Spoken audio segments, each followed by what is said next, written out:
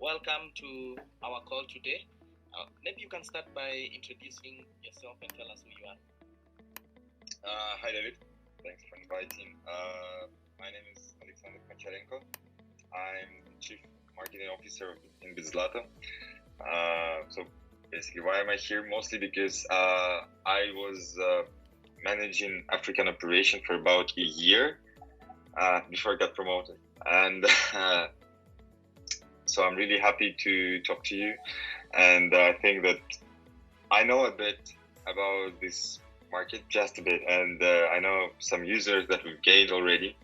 So I'm looking forward for a really nice interview.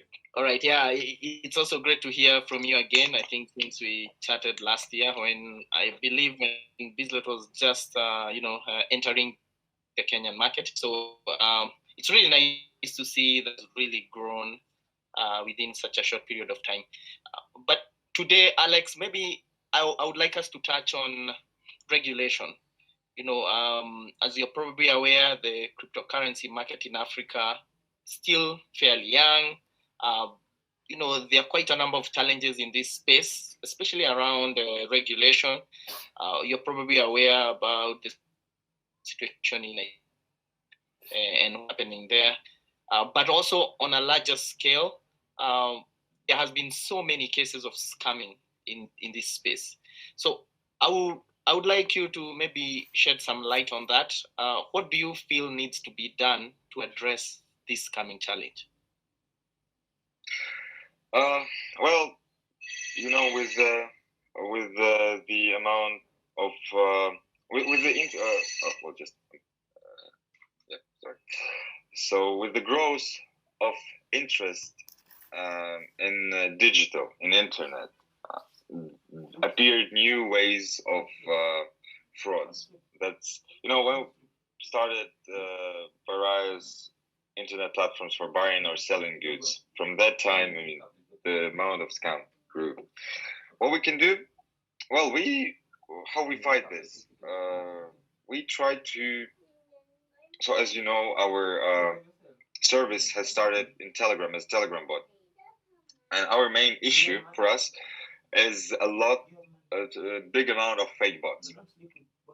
If you start searching for BTC Banker, you will see big amount of fake bots and just fake users. So there are like very different amounts, very different types of scammers that are trying, from high level to low level, and we always tell our people that always check the username of the service you're working with.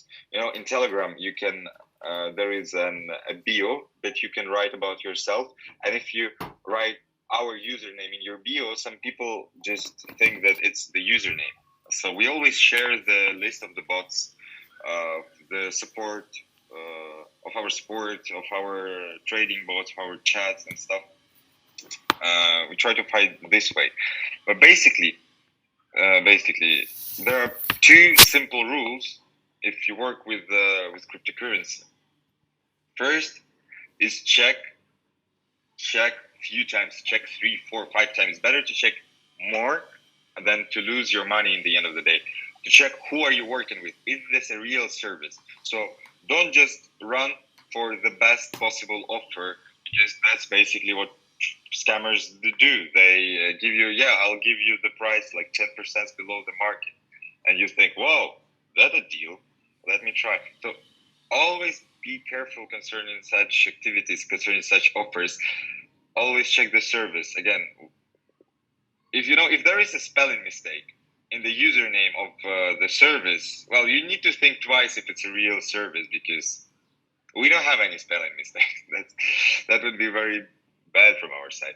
And secondly, when you're operating in our service, for example, there's still lots of people that try to scam people that are naive, or that in a rush. It's very easy there are so many so-called social engineers right now that are trying to make you think that you owe them something, that they can manipulate. They try to manipulate basically you. And what you need to do, first, check who you're working with.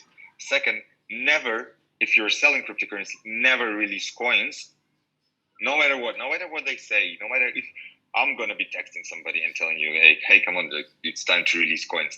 Never release coins before you receive the payment in the specific amount that you're expecting. So if you're expecting 10,000 Kenyan shillings, it has to be 10,000 Kenyan shillings. It doesn't have to be like 9,500 or so.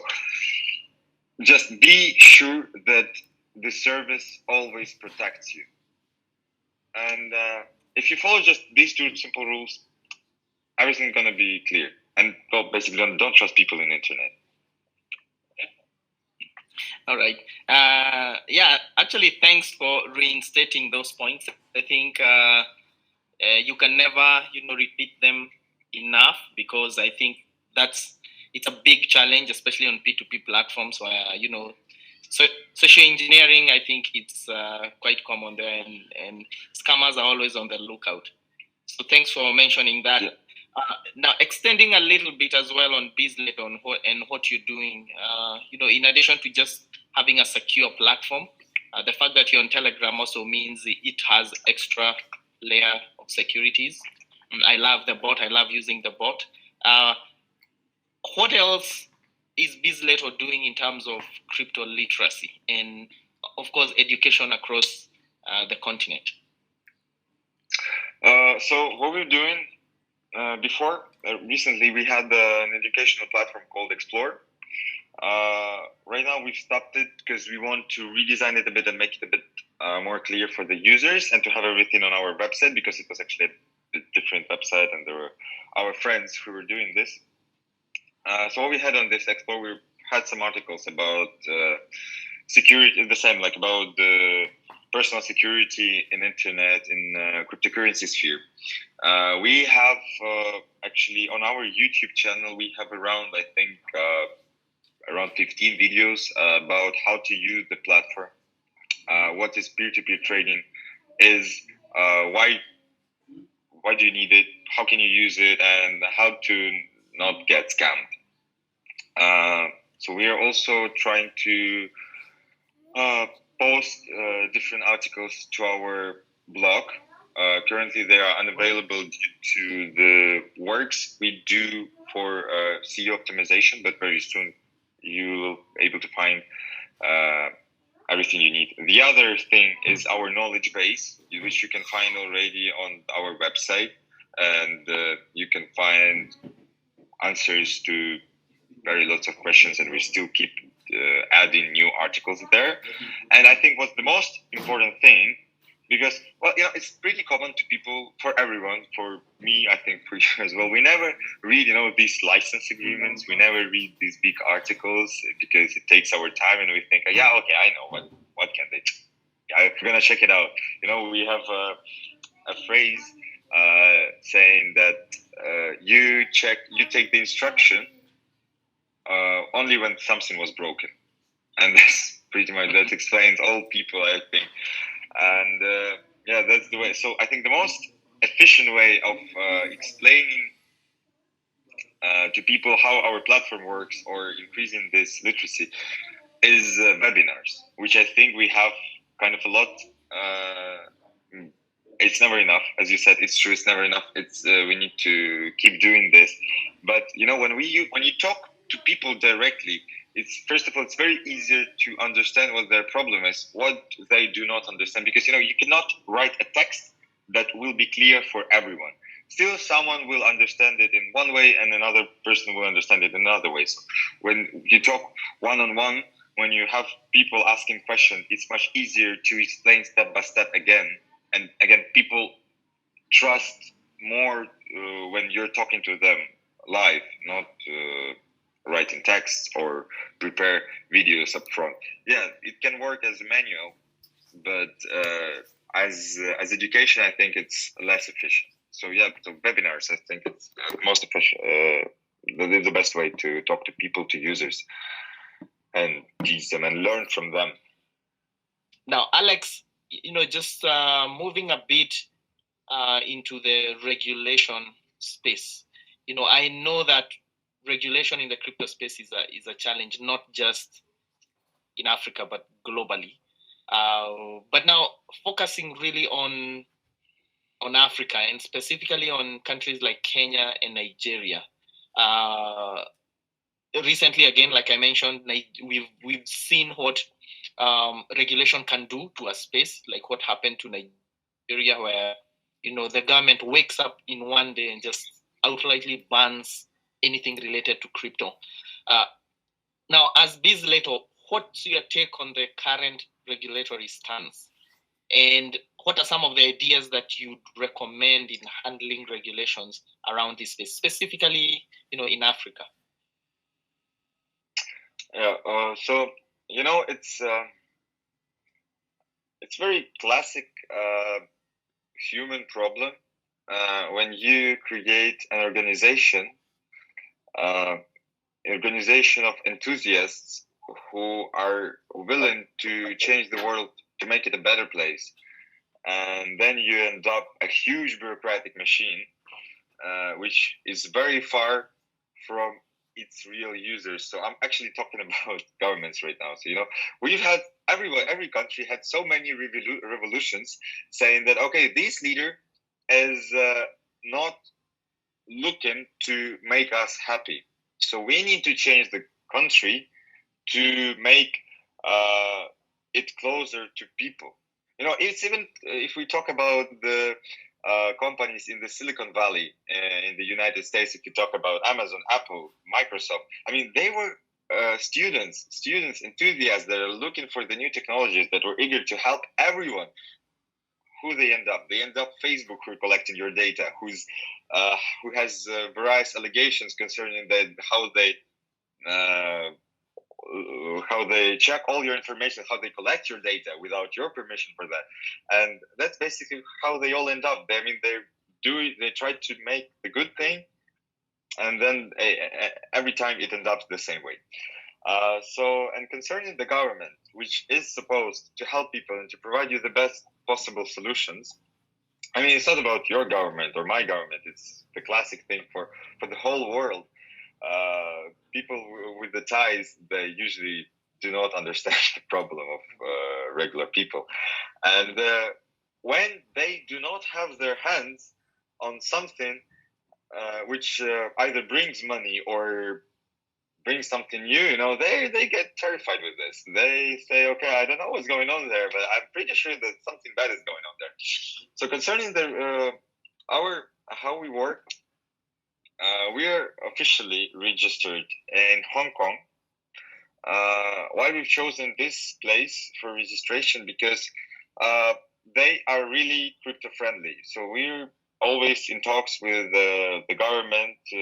We never have any troubles with them, and they do not, they're not interested in your personal data. They never contact us telling us, okay, yeah, like, I'm very interested in this guy. Like, could you just get his documents and send them to me? No, that's not the way they work. That's why we are really happy with these guys and happy to be with them. And we still, in every market that we work, obviously, we cooperate with governments. We try to show them, come on, guys, we're not a threat to you. We're not trying to take over your banks or whatever. We're just trying to help your people, just to give them another financial tool. Is it either for earning money or to transferring them? We are not interested in working with, with drugs or other prohibited things. Like we are not interested to help money launderers and stuff. So we always cooperate with the governments, but still, when they see a threat, for them it's easier to ban something. And we had different problems with different governments, but we have classic tools. We have courts. We know which legal actions can we take to protect ourselves, and so far we always find either an agreement or we find justice. And well, that's the way we operate. We're not trying to be a threat to anybody. We just try to to provide some help. All right. And then so concerning your question, so when people try to ban something, that means that they do not want to try to understand. They just try to stop it in the way, but that never works. Like, just do you know any ban that really worked? In the end of the day, I mean, you can. The government. So we had once an issue. Russian government tried to ban Telegram in total because they couldn't control it. I mean, this didn't end up well for them. Now you have different Russian governmental bodies have their own Telegram channels, and where did this end up? The same with Iran, actually. They also once tried to ban Telegram because they could not control. Bans do not work. It's better to cooperate. We're really open for any help. We are open for any cooperation, and we're looking forward for different partnership because we are here to make friends, not enemies. Mm-hmm. Yeah, true. I like your approach. Yeah, regulate instead of banning. It's easy. I mean, banning is so much easy. I mean, all you have to do is give an order, and it goes out. But really, is that really the solution? So my question is, you've had experience with Eastern Europe when it comes to regulation and what has been happening there, like you mentioned, Russia and other places. Now, with the two markets being similar or just have a lot of similarities, do you feel that the same approach or approaches to regulation would work in the African context? Well, that's a good question. So far, we are apparently invisible for your government, and we haven't interacted with them yet. I'm pretty sure that this will happen as soon as we start grow in terms of user base. And we're open for this. Let's see how it will work up. But I'm pretty sure that we have nothing to hide. We are not doing anything illegal, and we are sure in every kind of activity that we are making that we can prove that it's fair and legal. So let's see, when they contact us, we'll be happy to talk to them. And I'm pretty sure, I hope that, still, it's not Africa, Kenya, Nigeria, they're not new for crypto. And basically governments already know about that, and we do not need to explain them what's Bitcoin. And every year the awareness about cryptocurrencies, blockchain, the culture, let's call it culture, is growing. And as soon as you hear more and more about cryptocurrency in the news, on the radio, when people talk about it, when Bitcoin hits another ATH, you can hear it almost from everywhere right now. It never happened like a year or two ago. Even in 2017, when we had this run to 20,000, people were talking, but not as much as they talk right now. I mean, this is $2 trillion industry, and governments know about it more, and they're less terrified with this. So they know more about this. They see how different countries work with this. So in context of Russia, we were sort of pioneers with this, and we had to talk a lot with the government, explaining what we are doing, what is it, and why we're taking such actions and not another ones. And with every year, every basically government becomes more and more aware of this. So I think at the moment when we'll interact with the Kenyan government, I don't think that there are going to be any problems. Why would they arise? You have different peer-to-peer platforms operating, and we're just similar to them in terms of operations, not in terms of benefits. Yeah. All right. Yeah. Definitely.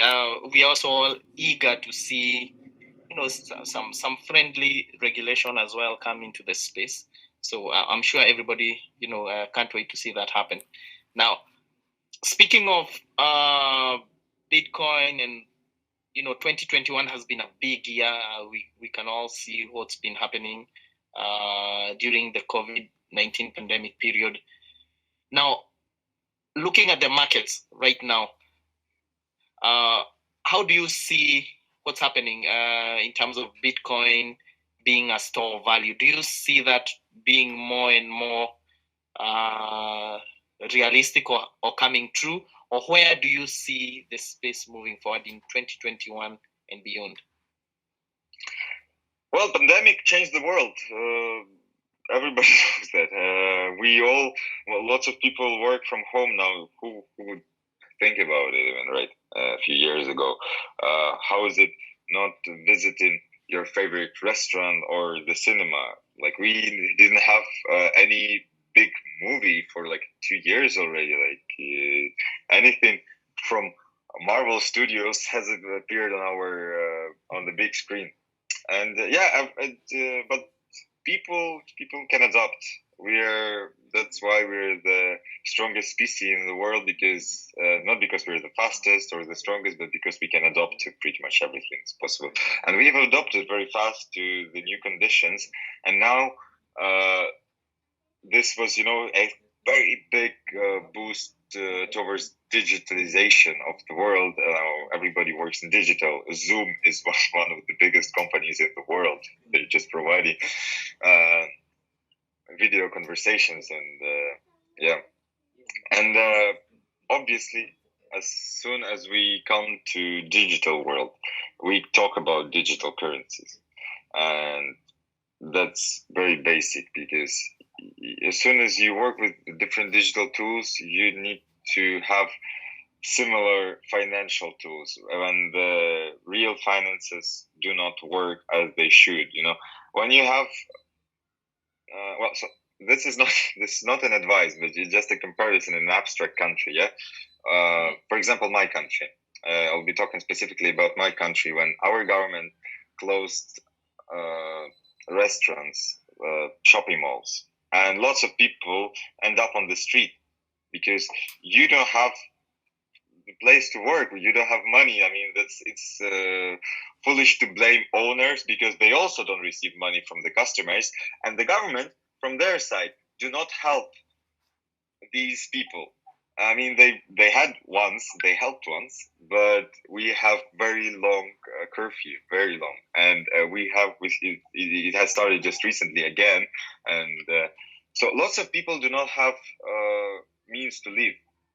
And when you have a small business, let's say a small retail shop, and you can do online shop, for example, you sell clothing, and you do not sell because, first of all, your store is closed. Secondly, other people do not have money because their store, their place of work is closed. They do not receive money. And on top of that, government comes to you and says, oh, well, it's time to pay taxes. And because we see that you have some movements on your credit card. So, well, you can find some funds to pay to us. And that's the way how it works, unfortunately, right now, because as I said earlier in the question, like, they are not, they're becoming further and further from people. And I trust that with the, of course, it's getting better every time. So we always say that the governments are bad and stuff, but in fact, if we say about, like, if we look into 10, 20, 30 years ago, actually it was worse. So we're getting better slowly, but still, they don't understand every problem. And when we come to cryptocurrency, which, as I said, they cannot control and they cannot check what you're doing with this, that's what startles them a bit. And concerning the growth of cryptocurrency, well, we see during the curfew, the Bitcoin grew to $60,000. Ethereum grew to 2,700, if I'm not wrong. And only fool can say right now that cryptocurrency is a Ponzi or a bubble. I mean, you cannot make a bubble of $2 trillion. I mean, even if you could, as soon as it's so big, I mean, how much can you or me can lose in cryptocurrency? Let's say maximum, yeah? Like, even not knowing about how much we spend. Okay, it's going to be $1,000, $10,000, okay, $100,000. Let's imagine this amount. But someone will lose billions. like big will, they will lose. They will never make this happen. It's not how the market works. And as soon as you see the value in something, it will never disappear, because now Bitcoin, well, we all know that Bitcoin is not the best cryptocurrency. Definitely. But the gold is not the best payment method. It's just, Bitcoin is just an indicator of the health of the market. Now we see DeFi, we see smart contracts, NFT tokens. I mean, we see different tools that help business develop, that help artists to sell their goods without being afraid that they're going to be copied.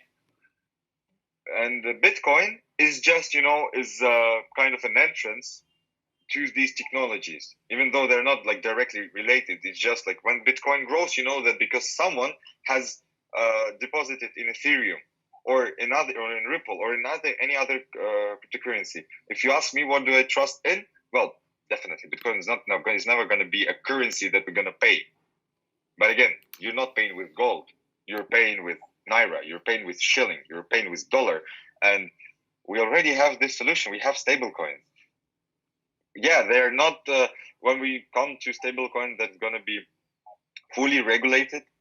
I mean, not regulated in terms of emissions, but there's still, lots of people are talking about, for example, USDT, if it's a real, if you can really exchange your tokens to dollars if they have enough and stuff. I mean, that's different conversation that can take hours also.